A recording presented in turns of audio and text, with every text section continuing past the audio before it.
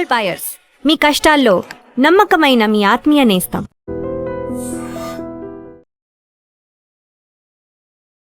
నమస్తే, నేను Kavitha. Welcome to I dream news and నిజాలు. కర్ణాటకలో మరోసారి సీఎం కుర్చీ మారబోతోంది. ఇప్పటిదాకా సిద్ధరామయ్య ఉన్నారు, నెక్స్ట్ డీకే శివకుమారే కాబోతున్నారు అన్నప్పటికి కూడా ఆ సస్పెన్స్ ఇంకా కొనసాగుతోంది. డీకే పేరుని అఫీషియల్గా అనౌన్స్ చేయలేదు. అయితే ఫర్ ద ఫస్ట్ టైం చాలా కామ్గా, కూల్గా సిద్ధరామయ్య తప్పుకుంటున్నారు. ఇంతకుముందు జరిగినట్టుగా ఒక హెవీ డ్రామా, సస్పెన్స్ అనేది ఈసారి కనిపించట్లేదు. బట్ 1956 నుంచి చూసుకుంటే ఇప్పటిదాకా ఫుల్ టైం సర్వ్ చేసినటువంటి, అంటే 5 ఏళ్ల పాటు ఉన్నటువంటి సీఎంలు కేవలం 3 మాత్రమే కర్ణాటకలో ఎందుకు కనిపిస్తున్నారు? ఎందుకని ప్రతిసారి ఈ 5 ఏళ్లలో 2-3 సీఎంలు కర్ణాటకలో మారుతున్నారు? మనతో పాటుగా ఉన్నారు సీనియర్ జర్నలిస్ట్ సురేష్ కొచ్చాతిల్ గారు. సార్ నమస్తే. సో కర్ణాటక హిస్టరీ ఏంటి సార్? అంత విచిత్రంగా అనిపిస్తుందా? చాలా ఇంట్రెస్టింగ్గా ఉందా? ఎందుకలా 1956 నుంచి చూసుకుంటే ఇప్పటిదాకా ఇన్ని ప్రభుత్వాలు వచ్చాయి, బోల్డ్ అంతమంది సీఎంలు కనిపించారు. ఎందుకని 5 years టర్మ్ అనేది కేవలం 3 మాత్రమే కంప్లీట్ చేసుకున్నారు? కరెక్ట్. మీరు చెప్పినట్టు 1956 నుంచి చూసుకుంటే నిజలింగప్ప ఫస్ట్, దాని తర్వాత దేవరాజ్ అర్స్, అండ్ ఇప్పుడు సిద్ధరామయ్య గారు. దట్ ఆయన first term 2013-18. Second term complete చేయలేకపోయారు ఆయన. సో వీళ్ళు 3 ఉన్నారు. దీంట్లో మనకు తెలిసిన మటుకు నిజలింగప్ప అనే లీడర్ ఇందిరాగాంధీతో వాళ్ళు స్ప్లిట్ అయ్యి కాంగ్రెస్ స్ప్లిట్ చేసిన దాంట్లో ఉన్నారు. కామరాజ్, నిజలింగప్ప, చాలామంది వీళ్ళు 3-4 సీనియర్ లీడర్స్ కలిసి పార్టీ స్ప్లిట్ చేశారు ఆ టైంలో. ఇందిరాగాంధీ సపరేట్గా వెళ్ళిపోయింది, వీళ్ళేమో సపరేట్గా వెళ్ళిపోయారు. అప్పటి నుంచి చూసుకుంటూ వస్తే కర్ణాటకలో అక్కడ చాలా చాలా పెద్ద పెద్ద లీడర్స్ ఉన్నారు. వీరేంద్ర పాటిల్ కానీ, దేవరాజ్ అర్స్ కానీ, రామకృష్ణ హెగ్డే కానీ, ఎస్ బంగారప్ప, దేవేగౌడ, చూస్తే కుమారస్వామి, చాలా పెద్ద పెద్ద లీడర్లు ఉన్నారు. కానీ ఎవ్వరు ఫుల్ టర్మ్ సర్వ్ చేయలేకపోతున్నారు. కర్ణాటక అది ఒక కర్స్ అనుకుంటాను అది. ఎందుకంటే మాకు ఇంకెక్కడ మీకు కనిపించదు ఇది. మీకు ఒక సీక్వెన్స్గా తీసుకెళ్తాను నేను. ఫర్ ఎగ్జాంపుల్, నిజలింగప్ప గారు మన అందరు తెలిసిందే, చాలా వెటరన్ కాంగ్రెస్ మ్యాన్. ఆయన ముఖ్యమంత్రిగా 1958లో ఆయన ప్రమాణ స్వీకారం చేశారు. కానీ ఆ టైంలో అక్కడ లింగాయత్ ఎమ్మెల్యేస్ అందరు కలిసి ఒక గ్రూప్ ఫామ్ చేసి పెద్ద గొడవ చేశారు. దాని తర్వాత కాంగ్రెస్ హైకమాండ్ ఏం చేశారంటే ఆయన్ని నిజలింగప్పని రిజైన్ చేపించేసి B D Jatti, later became the vice president of India, ఆయన్ని ఆ పదవికి తీసుకొచ్చారు. సో నిజలింగప్ప గారు ఫస్ట్ టర్మ్ 1962-1968 తర్వాత వచ్చారు ఆయన. ఇంకా ఇక్కడ ఈ 58లో ఆయన రిజైన్ చేశారు ఆ టర్మ్లో. దాని తర్వాత మనం చూస్తే 71లో వీరేంద్ర పాటిల్ ఫస్ట్ టైం ముఖ్యమంత్రి అయ్యారు. ఆ టైంలో ఆయన కాంగ్రెస్ పార్టీ స్ప్లిట్ అయినప్పుడు మనకు అందరూ తెలుసు 69లో వీరేంద్ర పాటిల్ గారు లింగాయత్ రిప్రజెంటేటివ్గా ముఖ్యమంత్రి పదవి తీసుకున్నారు. కాంగ్రెస్ ఆర్గనైజేషన్ అని చెప్పి ఒక పార్టీ ఉండే టైం, కాంగ్రెస్ ఓ అని, ఆ ఫ్యాక్షన్తోనే ఆయన కలిసి ముఖ్యమంత్రి అయ్యారనమాట. కానీ ఇందిరాగాంధీ గారు 1971 జనరల్ ఎలక్షన్లో చాలా పెద్ద మ్యాండేట్తో వచ్చారు. ఆమె వచ్చిన తర్వాత ఏం చేశారంటే వీళ్ళ పార్టీలో ఉన్న చాలామంది ఎమ్మెల్యేస్ డిఫెక్ట్ అయ్యారు, ఇందిరాగాంధీ వైపు వెళ్ళిపోయారు. వెళ్ళిపోయిన తర్వాత ఈయన ముఖ్యమంత్రి పదవి నుంచి రాజీనామా చేయాల్సి వచ్చింది. అంటే presidents rule, first time presidents rule impose చేసింది కర్ణాటకలో. ఈ ప్రెసిడెంట్ రూల్ కూడా కర్ణాటకలో ఒక చాలా పెద్ద కాన్స్టిట్యూషనల్ ప్రాబ్లం క్రియేట్ చేసిన తర్వాత మనకు అందరు తెలిసిన బొమ్మాయి జడ్జ్మెంట్ అని చెప్పి సుప్రీంకోర్టుకి చాలా ఫేమస్ జడ్జ్మెంట్ ఉండే, అది సపరేట్ స్టోరీ. కానీ ఈ కంటిన్యూస్గా కర్ణాటకలో ఇన్స్టెబిలిటీ ఉన్న కారణం ఇది. అక్కడ కర్ణాటక పాలిటిక్స్లో ఈ 2 కమ్యూనిటీస్ డామినేట్ చేస్తారు. ఇప్పుడు మన దగ్గర కూడా రెడ్డిలు, కమ్మారు అంటారు, తర్వాత ఆంధ్ర వైపు కాపు అంటారు. కానీ మోస్ట్లీ ఈ 2 కమ్యూనిటీస్ 3 కమ్యూనిటీస్లో ఉంటుంది, డివైడ్ చేసుకుంటారు వాళ్ళు పవర్. లింగాయత్, అక్కడ Kuruba is very small community, 2-3% population. So politically and financially and మఠ సపోర్ట్, వీళ్ళ కర్ణాటకలో పాలిటిక్స్ అంతా కంట్రోల్ చేసేది మఠాలు. వాళ్ళు ఇంజనీరింగ్ కాలేజ్ నడిపిస్తారు, మెడికల్ కాలేజ్ నడిపిస్తారు, స్కూళ్ళు నడిపిస్తారు, అన్నీ ఉంటుంది. నేను టైమ్స్ ఆఫ్ ఇండియాలో ఉన్నప్పుడు అప్పుడు 1989లో నాకు గుర్తుంది, I have travelled extensively in Karnataka. వీళ్ళ అడ్వర్టైజ్మెంట్స్ కోసం తిరుగుతుండే నేను మఠాలకి. దావంగేరే, షిమోగా, ఇట్లాంటి ప్లేసెస్కి వెళ్తే అక్కడ పెద్ద పెద్ద మఠాలు ఉంటాయి అండ్ స్వామి పీఠాధిపతులు ఉంటారు. వాళ్ళు బిజినెస్సే మాట్లాడతారు ఆ టైంలో. వాళ్ళకి మెడికల్ కాలేజ్లో అడ్మిషన్ కావాలి, నార్త్ ఇండియా నుంచి స్టూడెంట్స్ చాలామంది వస్తారు. ఆ టైంలో నీట్ ఏం లేకుండే, డబ్బులు ఇస్తే వాళ్ళకి అడ్మిషన్ వచ్చేస్తుంది. సో సో ఎందుకంటే వాళ్ళకి ఫైనాన్షియల్ ఉంటేనే వాళ్ళు పొలిటికల్ సపోర్ట్ తీసుకోగలరు. So it was a quid pro quo అనమాట వీళ్ళ నడిమిట్లో. సో ఒకసారి లింగాయత్ ముఖ్యమంత్రి వస్తే ఒక్కలిగాలు ఆయన గుంజి కిందకి తీసుకొస్తారు. ఒక్కలిగా ముఖ్యమంత్రి వస్తే లింగాయట్లు గుంజేస్తారు. ఇప్పుడు నా ప్రెసెంట్ ఈ Shivakumar Vokkaliga and Siddaramaiah Kuruba community. Kuruba is a very very small minority community. అంటే వాళ్ళు ఒక బీసీ కమ్యూనిటీ లాగా వస్తారు, ఓబీసీ కమ్యూనిటీలో. So they are very very minute. అంత పెద్ద పొజిషన్ లేదు వాళ్ళకి. ఎస్సీ ఎస్టీ మైనారిటీ అని చెప్పొచ్చు, ఆ వీకర్ సెక్షన్ నుంచి అని చెప్పొచ్చు. కానీ వీళ్ళిద్దరు పవర్ఫుల్, లింగాయత్స్ అని ఒక్కలి కాదు అనమాట. సో వీరేంద్ర పాటిల్ గారు ఫస్ట్ టైం అప్పుడు 1971లో ఈ గొడవ అంతా జరిగిన తర్వాత ప్రెసిడెంట్స్ రూల్ పెట్టారు. దాని తర్వాత దేవరాజ్ అర్స్, ఈయనైతే he was considered mass leader, backward class, again Siddaramaiah లాగా బ్యాక్వర్డ్ క్లాస్ కమ్యూనిటీ నుంచి దేవరాజ్ అర్స్ అన్నమాట. ఆయన సెకండ్ టర్మ్కి ముఖ్యమంత్రి అయ్యారు అప్పుడు. దాని తర్వాత ఇందిరాగాంధీతో మళ్ళీ గొడవ. దాని తర్వాత ఆయన దేవరాజ్ అర్స్ అని చెప్పి కాంగ్రెస్ అర్స్ అని చెప్పి ఒక పార్టీ ఫామ్ చేశారు. ఆలోచించండి, కాంగ్రెస్కి ఇన్ని పార్టీలు ఉండే ఒక టైంలో. ఈవెన్ కేరళలో కరుణాకర్ అని, తర్వాత తమిళమానిలా కాంగ్రెస్ అని, తమిళనాడులో జీకే మూపనార్, పి చిదంబరం వీళ్ళందరూ కలిసి పార్టీ కూడా ఫామ్ చేశారు ఆ టైంలో. కానీ దాని తర్వాత ఇందిరాగాంధీ గారు తిరిగి వచ్చినప్పుడు 1980లో మళ్ళీ చాలామంది ఎమ్మెల్యేలు రిజైన్ చేసి వెళ్ళిపోయారు. దాని తర్వాత he lost his majority. And then ఆయన సక్సీడ్ చేసింది గుండూరావు ఆ టైంలో. గుండూరావు గారు ముఖ్యం. సో ఎన్ని పేర్లు ఉన్నాయి చూడండి కర్ణాటకలో. ఓకే, ఇది చాలా మటుకు ఇది. దాని తర్వాత first non Congress chief minister అని వచ్చింది 1988లో రామకృష్ణ హెగడే. రామకృష్ణ హెగడే గారు పాపం చాలా మంచి character. I still remember him. నేను కలిశాను కూడా ఆయన, నేను ఆ టైమ్స్లో ఉన్నప్పుడు. వెరీ జీనియల్ మ్యాన్, కానీ మంచోడు, వెరీ సింపుల్. మల్లేశ్వరం ఏరియాలో ఉంటుండే ఆయన. కానీ ఆయనకి కొన్ని ఏం చెప్తారు, ఆయన చేసిన పనులు కాదు అది. ఫోన్ ట్యాపింగ్ ఒక కేసు ఉండే, అక్కడ ఉన్న ఆపోజిషన్ లీడర్స్ మీద ఫోన్ ట్యాప్ చేశారు అది చెప్పేసి. దాని కాకుండా చాలా మటుకు ఆయన మీద పార్టీలోనే వ్యతిరేకత ఉండే. So he had to resign finally. ఆయన రిజైన్ చేశారు. ఆయన్ని ఎస్ఆర్ బొమ్మాయి గారు సక్సీడ్ చేశారు. సో ఇంకో పేరు వచ్చింది ఇప్పుడు, ఎస్ఆర్ బొమ్మాయి. దాని తర్వాత 1990లో మళ్ళీ వీరేంద్ర పాటిల్ గారు తిరిగి వచ్చారు ఈసారి. ఓకే, ఆసారి 1918లో కాంగ్రెస్కి చాలా పెద్ద మెజారిటీ వచ్చింది కర్ణాటకలో. And then he came back as CM. కానీ ఆయన సీఎం వచ్చిన తర్వాత చన్నపట్న అండ్ దావంగిరిలో చాలా పెద్ద కమ్యూనల్ రైట్స్ జరిగింది. దాంతో ఆయన మీద చాలా పెద్ద ప్రెషర్ వచ్చింది. అండ్ మనకు బేగంపేట ఎయిర్పోర్ట్లో అంజయ్య గారిని ఎట్లా ఇన్సల్ట్ చేశారో, something very similar happened in Bengaluru airport. Rajiv Gandhi garu ఒక ట్రిప్కి వచ్చినప్పుడు అక్కడ ఆ ట్రిప్లో ఇమ్మీడియట్ ఈయన దగ్గర అడగకుండానే, వీరేంద్ర పాటిల్ గారి దగ్గర అడగకుండానే వీరేంద్ర పాటిల్ రాజీనామా చేసేస్తారు, ఎస్ బంగారప్ప విల్ సక్సీడ్ అని చెప్పి బెంగళూరు ఎయిర్పోర్ట్లో అనౌన్స్ చేశారు.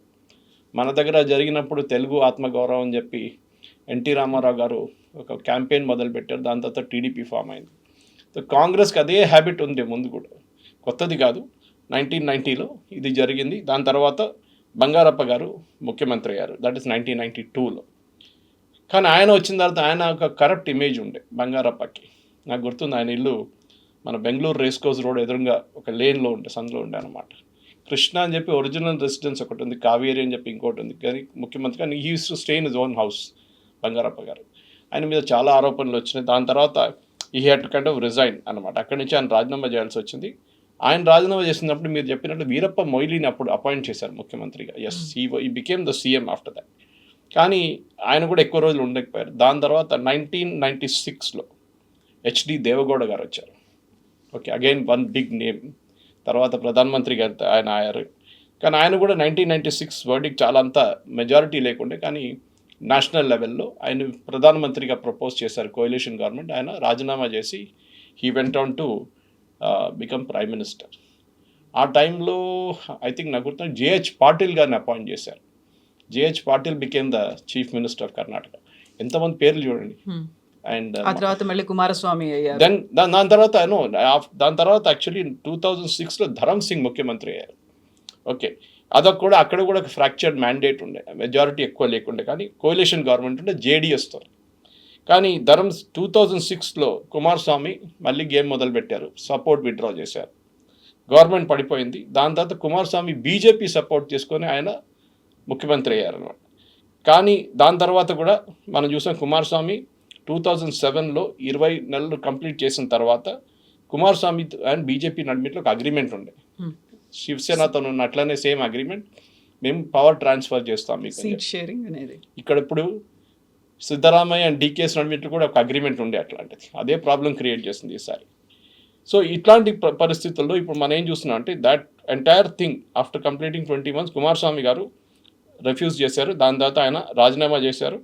అండ్ నెక్స్ట్ యడ్యూరప్ప గారిని ముఖ్యమంత్రిగా స్వేరింగ్ చేశారు. ఇప్పుడు అది యడ్యూరప్ప బీజేపీ టర్న్ కి వచ్చేసింది. ఇప్పటిదాకా కాంగ్రెస్ మారుస్తూ వచ్చింది, తర్వాత బీజేపీ అయింది. వచ్చింది.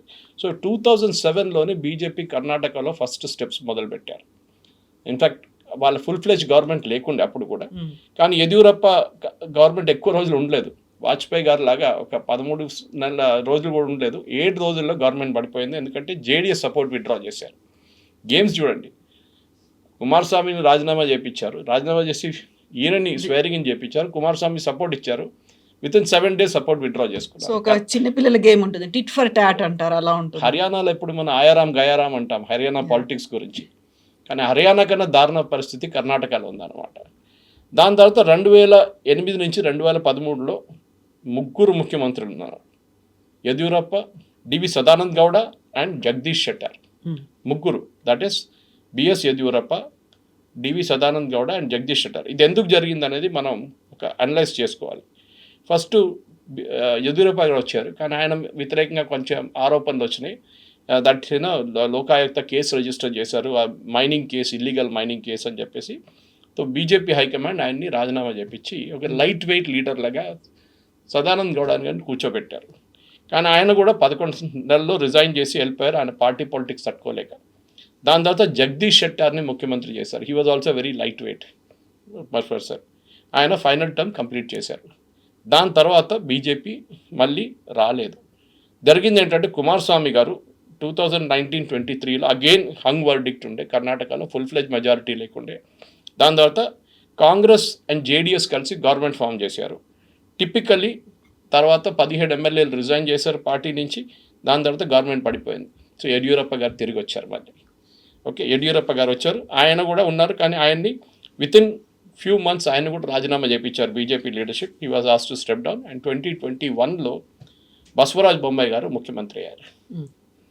దాని తర్వాత వీసా సిద్ధరామయ్య గారు వచ్చారు. ఆలోచించండి, ఇంత పెద్ద ఒక స్టోరీ ఉంది కర్ణాటకలో. ఒక స్టేబుల్ పాలిటిక్స్ అనేది ఆ స్టేట్లో ఎప్పుడు రాలేదు. పాసిబ్లీ ఇంత పవర్ఫుల్ స్టేట్ ఉండి కూడా కర్ణాటకలో ముందు 2 పార్టీలు ఉండే, జేడిఎస్ అండ్ కాంగ్రెస్. సిద్ధరామయ్య గారు వచ్చిన జేడిఎస్ నుంచి, ఆయన జేడిఎస్ నుంచి ఎక్స్పెల్ చేశారు ఆయన్ని. అప్పుడు సోనియా గాంధీ కాంగ్రెస్లో తీసుకున్నారు. దానికోసం చూడండి, నిన్న మన డీకే శివకుమార్ ఒక స్టేట్మెంట్ ఇష్యూ చేశారు. And I tweeted about it. చాలా మటుకు ఒక image something very similar to what happened with Himanta Biswa Sharma అస్సాంలో. హిమంత బిశ్వ శర్మకి ఆ టైంలో తరుణ్ గొగోయ్తో పెద్ద ప్రాబ్లం ఉంది. తరుణ్ గొగోయ్ గారు ముఖ్యమంత్రి ఉన్నారు. Himanta Biswa Sharma was number 2 in Assam, Congress leader. ఆయనకి ప్రాబ్లం డిస్కస్ చేయడానికి రాహుల్ గాంధీ దగ్గర అపాయింట్మెంట్ అడిగారు. ఢిల్లీకి వచ్చి అస్సాం భవన్లో ఉన్నారు. 3 రోజులు రాహుల్ గాంధీ కలవలేదు. 3వ రోజు పిలిపించి రమ్మని చెప్పారు. కానీ డిస్కషన్ నడిమిట్లో ఆయన అసలు ఈయన ప్రెజెన్స్ కూడా పట్టించుకోలేదు. హిమంత బిశ్వ శర్మ పక్కన ఉన్నారని కూడా పట్టించుకోకుండా రాహుల్ గాంధీ కుక్కకి బిస్కెట్లు తినిపిస్తున్నారు. లాస్ట్ మన అందరు తెలిసింది ఆ స్టోరీ. అదే బిస్కెట్లు ఆయన హిమంత బిశ్వ శర్మకి ఆఫర్ చేశారు. ఆయన కోపం వచ్చి అక్కడి నుంచి వాకౌట్ చేసి స్ట్రేట్ అవే బీజేపీలో వెళ్ళిపోయారు. Now it's Himanta Biswa Sharma is all powerful in north east, Assam ఒకటే కాదు. ఇదే ఆల్మోస్ట్ జరిగింది మొన్న. 3 రోజులు డీకే శివకుమార్ గారు ఢిల్లీలో ఉన్నారు రాహుల్ గాంధీని కలవలేదు. He refuse to meet. ఎందుకంటే సిద్ధరామయ్యకి సపోర్ట్ రాహుల్ గాంధీ దగ్గర నుంచి, నాట్ ఆ శివకుమార్ అనే మనిషికి ఆయన నచ్చరు. ఎందుకంటే ఒకటి, శివకుమార్ ఈజ్ వెరీ పవర్ఫుల్ కర్ణాటకలో ఫైనాన్షియలీ. ఆయన కాంగ్రెస్ పార్టీ ఏటీఎం అంటారు. ఆయన డబ్బులు ఆయన దగ్గర ఉంది. ఆయన పర్సనల్ వెల్త్ చూసుకుంటూ కూడా 600 నుంచి 1200 కోట్ల దాకా ఉంది. ఆయన బ్రదర్ ఇద్దరు కలిసి పెద్ద బిజినెస్ ఉంది వాళ్ళకి. కానీ రాహుల్ గాంధీ కలవలేదు. లాస్ట్ 3rd డే ఆయన ఏదో ఒక చేయబోతున్నారని తెలిసినప్పుడు Priyanka Vadra called him, said please come and see me. ఆమె మాట్లాడి ఆమె డిసైడ్ చేసిందంట that he will become the CM and Siddaramaiah will have to step down. Siddaramaiah గారికి ఇప్పుడు కూడా తట్టుకోలేకపోతున్నారు ఆయన. బికాస్ ఆయనకి అఫ్కోర్స్ క్లోజింగ్ టు 80 నౌ. ఆయన కొడుకు యతీంద్రాని ఒక పెద్ద పొజిషన్కి తీసుకురావాలని ఉండే. కానీ డీకే శివకుమార్కి అసలు అది నచ్చదు. ఎందుకంటే ఆయనకు ఒక లైఫ్ లాంగ్ డ్రీమ్ ఉండే, కర్ణాటక ముఖ్యమంత్రి నేను కూడా ఉండాలి, నేను కూడా కావాలని చెప్పేసి. తో ప్రియాంక వాద్రా పిలిపించి మాట్లాడాలంట, but Rahul Gandhi did not see him even that. తో పాలిటిక్స్ ఇంకా మారిపోలేదు కర్ణాటకలో, ఇంకా నడుస్తుంది. అందులో కాంగ్రెస్ లో కూడా 2 పవర్ సెంటర్లు తయారయ్యాయి, ఒకటి ప్రియాంక అండ్ ఒకటి రాహుల్, వాళ్ళ వర్గాలుగా ఉన్నాయా అని. దట్స్ వాట్ వాళ్ళ ఫాదర్ చేసిన అదే పాలిటిక్స్ కదా ఇది. వాళ్ళ నాన్నగారు బంగారప్ప అని అనౌన్స్ చేశారు ముఖ్యమంత్రిగా ఎయిర్పోర్ట్లో. ఇక్కడ అంజయ్ గారిని తీసేసి ఇంకో ముఖ్యమంత్రిని పెడతా అని చెప్పినట్టు అదే కండిషన్లో అయిపోయింది అది. అంటే కాంగ్రెస్లో ఎప్పుడు కూడా ముఖ్యమంత్రిని డిసైడ్ చేసేది ఈ పార్టీలో ఉన్న వాళ్ళ ఫ్యామిలీ ఒకటే. ఖర్గే గారు కూడా రోల్ ఆలోచించండి. ఖర్గే గారు కర్ణాటక నుంచి కాంగ్రెస్ పార్టీ ప్రెసిడెంట్, ఆయన్ని కన్సల్ట్ చేయకుండానే ముఖ్యమంత్రిని మార్చేశారు అక్కడ. ఒక టైంలో రూమర్ ఉండే, మీకు గుర్తుంటుంది, ఖర్గే గారిని ముఖ్యమంత్రి చేసి ఈయనని రాజ్యసభకు పంపిద్దామని చెప్పేసి. కానీ అది శివకుమార్ వాళ్ళ ఫ్యాక్షన్ అంగీకరించట్లేదు. కానీ ఇప్పుడు కూడా సపోర్ట్ డీకే శివకుమార్కి లేదు. డ్రామా ఇంకా అవి బాకీ హై, హిందీలో అంటారు చూడండి, అవి డ్రామా పిక్చర్ అవి బాగా బాకీ హై. ఎందుకంటే ఈ ఎమ్మెల్యే సపోర్ట్ అంతా సిద్ధరామయ్యకు ఉంది. రేపు ఏదైనా జరిగితే కర్ణాటకలో హిస్టరీ ఉంది split of Congress party, Congress organisation, Congress Urs, ఇట్లాంటి చాలా మటుకు పార్టీలు ఫామ్ అయినాయి. సో డెఫినెట్గా ఐ థింక్ ఇంకొక ఈ బాకీ టర్మ్లో ఎంత మిగిలిందో టర్మ్లో, ఆ టర్మ్లో డీకే శివకుమార్ గారి పొజిషన్ చాలా షేకీగా ఉండబోతుంది, చాలా షేకీగా ఉండబోతుంది. అందులో కూడా డీకే శివకుమార్ మీద విపరీతమైనటువంటి ఆరోపణలు సొంతంగా కాంగ్రెస్ పార్టీ బయటి వైపు నుంచి కూడా చేయించింది అనేది. అందులో ఆయన ఆర్ఎస్ఎస్ అభిమాని, లేకుంటే అలాంటి కార్యక్రమాలకు అటెండ్ అవుతుంటారు, ఎక్కువగా బీజేపీకి సపోర్ట్గా మాట్లాడుతున్నారు. హీఈస్ మోర్ బీజేపీ దాన్ కాంగ్రెస్ అనేటువంటి ఒక యాంటీ క్యాంపెయిన్ కూడా ఎస్టాబ్లిష్ చేశారు అక్కడ. కరెక్ట్. ఆయన రిలీజియన్ వైజ్ ఆయన ఎప్పుడు హైడ్ చేయలేదు అని చెప్పారు కూడా ఆయన. నేను గుడికి వెళ్తాను, నేను కుంభమేళాకి వెళ్ళాను, నేను వెళ్తాను, నాకు ప్రాబ్లం లేదని. కానీ అదే టైంలో సిద్ధరామయ్య గారు ఎగ్జాక్ట్లీ ఆపోజిట్.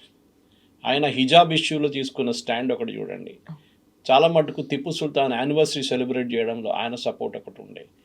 చాలా మటుకు ఓబీసీ మైనారిటీ అంటే ముస్లిమ్స్ కలిపి ఒక సెట్ చేయడానికి చాలా మటుకు ట్రై చేశారు సిద్ధరామయ్య గారు. అది నచ్చని డీకే శివకుమార్ ఫ్యాక్షన్కి నచ్చలేదు. కానీ ఇప్పుడు కూడా మెజారిటీ, నేను అది చెప్తే, ఇప్పుడు కూడా మెజారిటీ ఎమ్మెల్యేలు సిద్ధరామయ్యతో ఉన్నారు. కానీ అది మారిపోతుంది. ఒకసారి మీకు ఆ కుర్చీలో ఉన్న పవర్ వచ్చేస్తే ఎమ్మెల్యేలు కూడా మారిపోతారు. అది మనం చాలా టైం భారత్లో ఉన్న పాలిటిక్స్లో చూసాం, అది ప్రతి స్టేట్లో జరిగింది అది. కానీ ఇప్పుడున్న పరిస్థితుల్లో కాంగ్రెస్కి 3 స్టేట్స్ ఉన్నాయి సౌత్లో టెక్నికలీ, ఇంకోటి కోయిలేషన్ అని తమిళనాడు, కేరళ, కర్ణాటక అండ్ తెలంగాణ. అఫ్కోర్స్ కేరళలో కూడా ఇట్స్ కోయిలేషన్ గవర్నమెంట్, టెక్నికలీ వాళ్ళు యూడిఎఫ్ అని చెప్తారు దాన్ని. తెలంగాణ అండ్ కర్ణాటకలోనే ఫుల్ ఫ్లెడ్జ్డ్ పార్టీ, వాళ్ళ ఓన్ సపోర్ట్లో ఉన్నారు వాళ్ళు. అట్లాంటి పరిస్థితుల్లో రేపు కర్ణాటకలో అన్నిటికంటే పెద్ద లక్కీ ఫ్యాక్టర్ కాంగ్రెస్కి ఏంటంటే బీజేపీ వైపు నుంచి ఒక స్ట్రాంగ్ లీడర్ లేరు వాళ్ళ దగ్గర. ఇప్పుడు ఎవరు ఫేస్ అనేది చూపించడానికి లేదు అక్కడ. మీకు గుర్తుంటుంది కవిత గారు, ఈయన్ని యడ్యూరప్ప గారిని రాజీనామా చేపించినప్పుడు ఆయన సపరేట్ పార్టీ ఫామ్ చేశారు, కేజేపీ అని చెప్పి. ఆసారి ఎలక్షన్లో, నెక్స్ట్ జరిగిన ఎలక్షన్లో 12% ఓట్లు తీసుకెళ్ళిపోయారు. That is the BJP could not win. తర్వాత బీజేపీ హైకమాండ్ తెలిసిపోయింది మనం చేసిన తప్పని చెప్పి ఆయన రిటర్న్ తీసుకొచ్చారు. But it's too late. కానీ ఇదే ఆర్గ్యుమెంట్ మనం బీహార్ కానీ, ఛత్తీస్గఢ్ కానీ, ఒడిశా, రాజస్థాన్, మధ్యప్రదేశ్ కూడా చేయొచ్చు మనం. అక్కడ ఎవరున్నారు ముఖ్యమంత్రి ఫేస్? ఎవరు లేరు కదా. పార్టీ ఒక పేరు చెప్పారు, ఆ పేరుతోనే అందరు ఎస్ అన్నారు, ముఖ్యమంత్రి అయిపోయారు.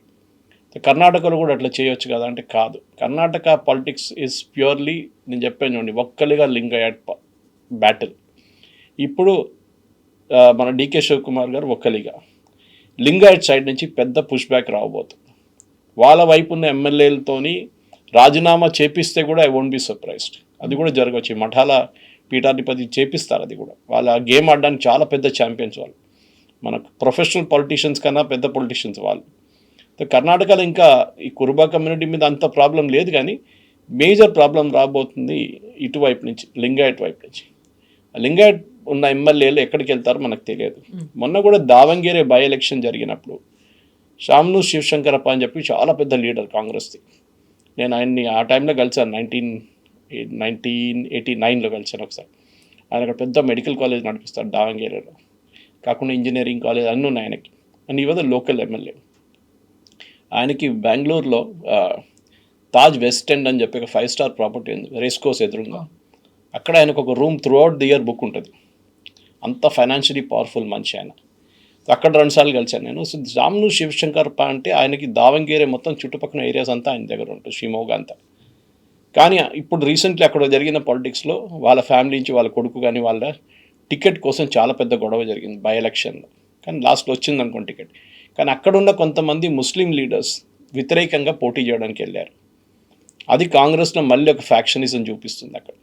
అంటే ఫస్ట్ జనరేషన్ నుంచి సెకండ్ జనరేషన్కి వచ్చేటప్పుడు కాంగ్రెస్లో చాలా మటుకు ప్రాబ్లమ్స్. యతీంద్ర గురించి మాట్లాడుతున్నారు, బీజేపీలో అదే ప్రాబ్లం ఉంది. మన యదురప్ప గారు ఆయన కొడుకు, is not powerful at all. బీజేపీలో ప్రెసిడెంట్ అది ఇది అంటారు కానీ ఆయనకంత పవర్ లేదు ఇప్పుడు. సో బీజేపీ వైపు అన్నిటికంటే పెద్ద ప్రాబ్లం ఏంటంటే వాళ్ళ దగ్గర ఒక కొత్త లీడర్. అది పాత సిస్టంలో మనం చూస్తే చాలా మటుకు యడ్యూరప్ప గారు ఉన్నారు, ఆయన తర్వాత కూడా చిన్న చిన్న లీడర్స్ సదానంద్ గౌడ ఉన్నారు, మేము చెప్పినట్లు జగదీష్ షెట్టార్ వచ్చారు, ఇట్లాంటి లీడర్స్ ఉన్నారు. కానీ they are not mass crowd pulling leaders కాదు. ఈవెన్ సిద్ధరామయ్య కూడా అంత పెద్ద మాస్ క్రౌడ్ పుల్లింగ్. ఇన్ఫ్యాక్ట్ ఈయన DK Shivakumar is a crowd puller surprisingly. Okay, ఎందుకంటే ఆయన ఒక యంగ్ బ్లడ్ అని చూపిస్తారు అండ్ మంచి ఆర్గనైజర్, ఫైనాన్షియల్గా మంచి పులప్ తీసుకొస్తారు. అదే దట్ ఈస్ వై కాంగ్రెస్ ఈసారి ఐ థింక్ ప్రియాంక అట్లీస్ట్ అది రికగ్నైజ్, రాహుల్ గాంధీ రికగ్నైజ్ చేయకపోతే కూడా ప్రియాంక వాద్రా రికగ్నైజ్ చేసింది. ఈయనని ఇట్లా వెళ్ళిస్తే ఈయన రేపు ఇంకొక హిమంత బిశ్వ లాగా తయారవుతారు, బీజేపీకి వెళ్ళిపోతాడు, పార్టీని మార్చేస్తారు, బీజేపీ ముఖ్యమంత్రి అయిపోతారు రేపు అని చెప్పేసి. ఇవాళ కూడా మనం రూల్ అవుట్ చేయలేము అది. ఎందుకంటే వచ్చే ఎలక్షన్లో, రాబోయే ఎలక్షన్లో, ఈ ఇంకా 2-3 సంవత్సరాలు 2 సంవత్సరాలు జరిగే ఎలక్షన్లో ఏం జరుగుతుందని మనకు తెలియదు ఇప్పుడు. బహుశా అప్పుడు I won't be surprised Siddaramaiah గారు అక్కడ పార్టీని స్ప్లిట్ చేసి కూడా చేయొచ్చు. సో ఈవెన్ కమ్యూనల్ లైన్స్లో కూడా డివైడ్ కావచ్చు. ఒకటి లింగాయట్ సపరేట్ పార్టీ పెడితే వాళ్ళు సపరేట్గా వెళ్ళిపోతారు, ఒక్కలిగా ఇటువైపు నుంచి ఇటు వెళ్ళిపోతారు. ఇది కూడా జరగవచ్చు. ఎందుకంటే కర్ణాటకలో ఇప్పుడు ఆ ఓల్డ్ ఫ్యాక్షన్ లీడర్లు ఎవరు లేరు, దేవగౌడ గారు ఒక్కరే ఉన్నారు. కుమారస్వామి ఇప్పుడు మొన్న ఏదో చిన్న సౌండ్లు చేస్తున్నారు ఆయన, మేము బీజేపీతో కలిసి పోటీ చేస్తాం. ఎందుకంటే దానికన్నా ముందు ఆయన పెద్ద స్టోరీ ఆడింది. ఇది బీజేపీ ఆడిన గేమ్. అది నేను తెలంగాణలో ఎప్పుడు చెప్తుంటాను కవిత గారు, బీజేపీ నేర్చుకోవాలంటే కర్ణాటక నుంచి నేర్చుకోవాలి. లెసన్ కర్ణాటకలో ఏం చేశారంటే ఒక టైం నేను చెప్పాను చూడండి, జేడీఎస్ అండ్ కాంగ్రెస్ ఉండే అక్కడ, బీజేపీ వాజ్ నథింగ్. తర్వాత మనం చూసాం ఫస్ట్ టైం యడ్యూరప్ప గారు తీసుకొచ్చిన అప్పుడు ఆయన ముఖ్యమంత్రి చేసినప్పుడు జరిగింది ఇదంతా. కానీ అక్కడ వాళ్ళు ఏం చేశారు, ఫస్ట్ వాళ్ళకి చాలా క్లియర్గా తెలిసిపోయింది, మండ్యా పార్టీ అంటారు ఎవరు, జేడీఎస్.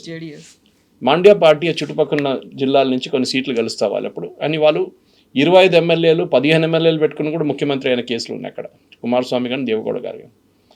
కానీ వాళ్ళని బీజేపీ ఏం చేశారు, స్లోలీ వాళ్ళని వీకెన్ చేయడం మొదలుపెట్టారు. వాళ్ళ వైపున కొంతమంది ఎమ్మెల్యేలని అటు తీసుకున్నారు, కొనుక్కున్నారు. కాకుండా తర్వాత దేవగౌడ గారిని పార్లమెంట్కి పంపించి, రాజ్యసభకి పంపించి, కుమారస్వామిని యూనియన్ మినిస్టర్గా చేసి కంప్లీట్లీ జేడీఎస్ని అక్కడ వీక్ చేసేసారు. ఇప్పుడు జేడీఎస్ ఒక 5 సీట్లు గెలిస్తే కూడా అసెంబ్లీలో చాలా పెద్ద పర్ఫార్మెన్స్ ఉంటుంది.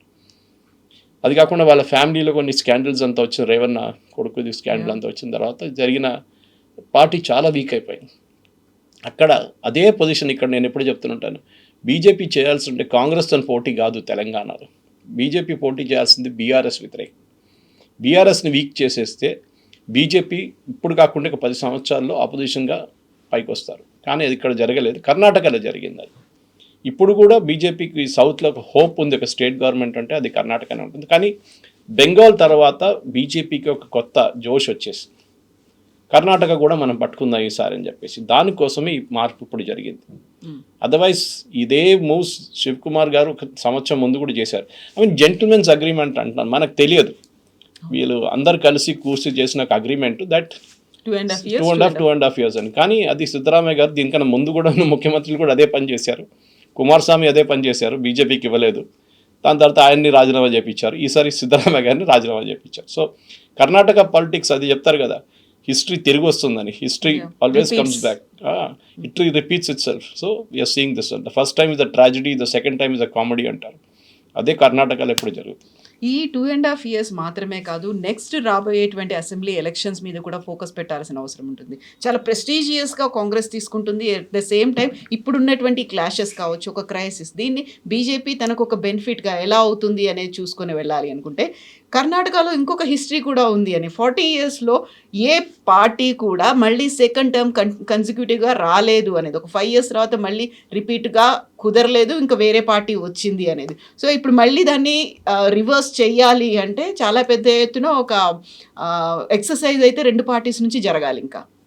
డిఫరెంట్గా, ఎందుకంటే మనది కేరళలో కూడా చూస్తాం. ఇప్పుడు కేరళలో రెండు ఫ్యాక్షన్స్ ఉంటాయి ఇప్పుడు అక్కడ, అంటే రెండు ఫ్రంట్స్, ఒకటి ఎల్డిఎఫ్, ఒకటి CPM LDF left democratic front, Congress Muslim league united democratic front. ఒకసారి వీళ్ళు కలిస్తే నెక్స్ట్ టైం వాళ్ళు కలుస్తారు, నెక్స్ట్ టైం వీళ్ళు కలిసి. ఫస్ట్ టైం లాస్ట్ 2 సెషన్స్లో పినరాయి విజయన్ సిపిఎం లీడ్ చేసి గెలిపించారు. అది చాలా పెద్ద ఒక ట్విస్ట్ అది, ఎందుకంటే లోక్సభలో 20లో 19 సీట్లు తీసుకెళ్ళిపోయారు యూడిఎఫ్ 2 సార్లు, 2019లో 2024లో. కానీ అసెంబ్లీకి వచ్చినప్పుడు ఓడిపోతున్నారు. ఇది అక్కడ కేరళలో ఉన్న పాలిటిక్స్, వాళ్ళ లోకల్ పాలిటిక్స్ చెప్పొచ్చు మనం. కానీ కర్ణాటకలో ఇప్పుడు మనం చూస్తున్నాం, ఎందుకంటే ఈ కర్ణాటక అసెంబ్లీలో రాబోయే ఎలక్షన్లో ఎన్ని సీట్లు గెలుస్తారు అనేది చాలా పెద్ద ఒక క్వశ్చన్. ఇప్పుడు ఈ ఫస్ట్ ఎలక్షన్ జరిగినప్పటి నుంచి ఇప్పుడు దాకా నేను అదే చూస్తున్నాను, నంబర్లు చూస్తే ఇప్పుడు వీళ్ళకి 224లో ఇండియా అలయన్స్కి 140 సీట్లు ఉన్నాయి, దాంట్లో కాంగ్రెస్కి 136, అండ్ ఆపోజిషన్లోనే ఎన్డీఏకి 81, దాంట్లో బీజేపీకి 63, జేడీఎస్కి 18 సీట్లు వచ్చినాయి అనమాట. సో ఈ స్ట్రక్చర్లో వీళ్ళు ఎన్ని రోజులు తీసుకెళ్తారు, ఇంకా ముందుకు వెళ్ళగానే ఈ 124 గ్యాప్ కర్ణాటకలో యాజ్ వాజ్ డన్ ఇన్ మన బెంగాల్లో ఇదే జరిగితే ఏం జరుగుతుంది అనేది ఒక పెద్ద ప్రశ్న. సో రాబోయే అసెంబ్లీ ఎలక్షన్లో డెఫినెట్గా ఐ థింక్ బీజేపీ వాళ్ళ వైపు నుంచి ఎఫర్ట్స్ పెడతారు కర్ణాటకలో గవర్నమెంట్ ఫామ్ చేయడానికి, ఎందుకంటే నార్త్ కంప్లీట్గా సాచ్యురేట్ అయిపోయింది. ఎక్కడుంది, ఒక జార్ఖండ్ ఒకటే మిగిలింది, ఒక హిమాచల్ ప్రదేశ్ మిగిలింది. అది ఇవాళ లేకుంటే రేపు పడిపోతుంది ఆ గవర్నమెంట్. కానీ సౌత్ ఇప్పుడెప్పుడు స్టాలిన్ ముందు చెప్తుండే, దాని తర్వాత ఈవెన్ ఇక్కడ రేవంత్ రెడ్డి గారు చెప్తున్నట్టు సౌత్ అంతా సపరేట్, సౌత్ కాంగ్రెస్తో ఉందని. ఫస్ట్ బ్రేక్ చేయడానికి వాళ్ళు ట్రై అయిపోతున్నది కర్ణాటకలో. దానికోసం బీజేపీ గేమ్ ఆడుతున్నారు. కానీ దానికన్నా ముందు వాళ్ళకి ఇంకా పెద్ద ఎలక్షన్ ఉత్తరప్రదేశ్లో ఒకటి ఉంది 2027లో, ఆ ఎలక్షన్ మీద కూడా కాన్సన్ట్రేట్ చేస్తున్నారు. కానీ అక్కడ చాలా క్లియర్గా నితిన్ నబీన్ గారు ఆల్రెడీ అనౌన్స్ చేశారు, it will be Yogi Adityanath who will lead the election. అక్కడ మోదీ గారు మేజర్ క్యాంపెయిన్ చేయక్కర్లేదు అని చెప్పిన మాటకు వస్తారులే ఆయన క్యాంపెయిన్ చేయడానికి. అండ్ అమిత్ షా గారు కూడా ఉంటారు ఎట్లయినా క్యాంపెయిన్లో, వాళ్ళ కంప్లీట్ పార్టీ మెషినరీ ఉంటుంది. 400+ సీట్లు ఉన్నాయి అక్కడ. So it's a huge state. కానీ కర్ణాటక వైపు కూడా ఒక ఎఫర్ట్ ఉంటుంది.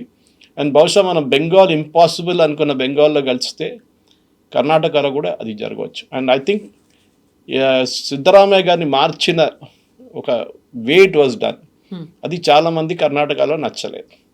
వాళ్ళందరూ అదే బంగారప్ప గారిని ముఖ్యమంత్రి చేసిన ఆ సిట్యువేషన్లోనే ఇది కూడా అదే జరుగుతుంది. ఈ స్టేట్లో దీనికన్నా ముందు కూడా కాంగ్రెస్ హైకమాండ్ చాలా మటుకు చాలా ఇర్రేషనల్గా బిహేవ్ చేశారని ఒక ఆరోపణ ఉంది.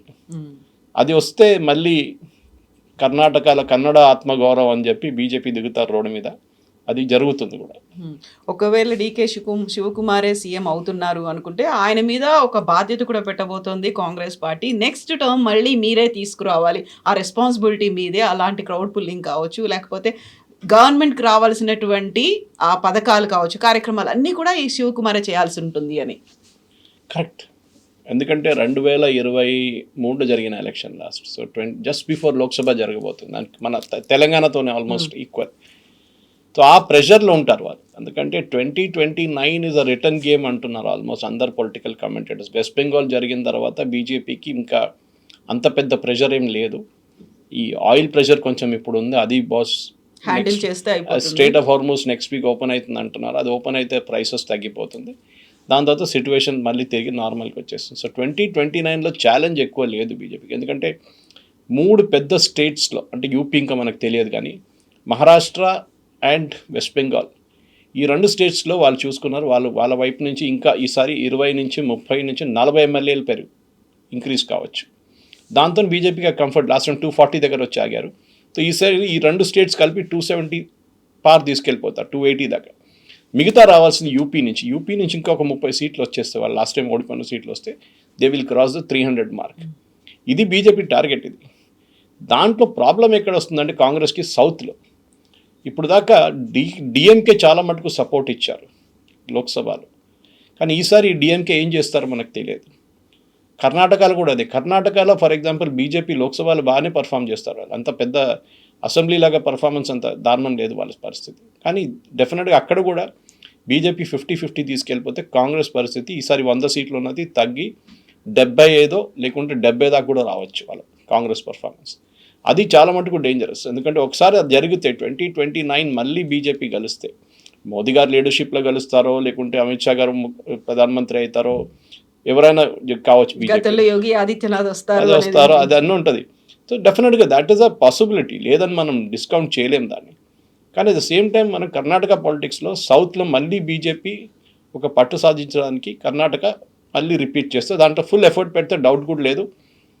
ఆయారాం గయారాం లాగా కర్ణాటక పాలిటిక్స్లో మనం చూసాం 56 నుంచి నిజలింగప్ప గారి నుంచి ఇప్పుడు సిద్ధరామయ్య గారి దగ్గర నుంచి ఒక ఆల్మోస్ట్ ఒక 18 నుంచి ముఖ్యమంత్రులు మారారు, 16 నుంచి 18. ఇప్పుడు కూడా ఇంకోసారి ఇది కూడా జరగవచ్చు ఈసారి. Yes, sir. Thank you so Thank you. much. Thank you.